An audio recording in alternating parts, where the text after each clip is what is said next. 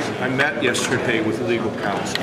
We believe the transition office is one that allows us to maintain privacy for the people. What I've become convinced of is that when we take office on January the 10th, we will not have finished all the placement of everybody. And then we're in a position where these things will have to be released. I've been trying to figure out a way to protect the privacy of people who apply.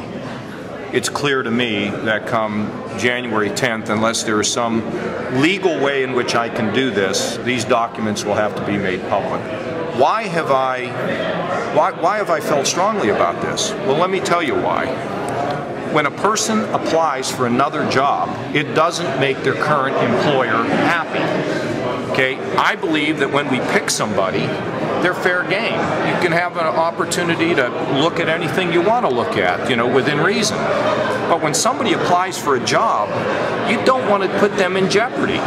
So when these documents ultimately get released, I certainly hope the press will be responsible and not put these people in jeopardy.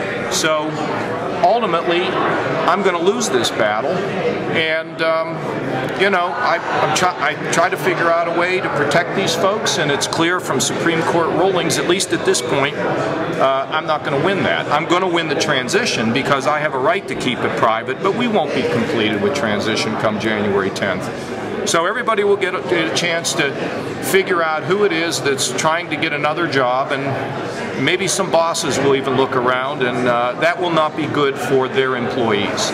All I've been trying to do is protect the job security of people who think they might want to come work in another job. And I'm mystified at this. Frankly, I'm shocked. You know, maybe the people that demand all this openness ought to think about the way they want their kids treated.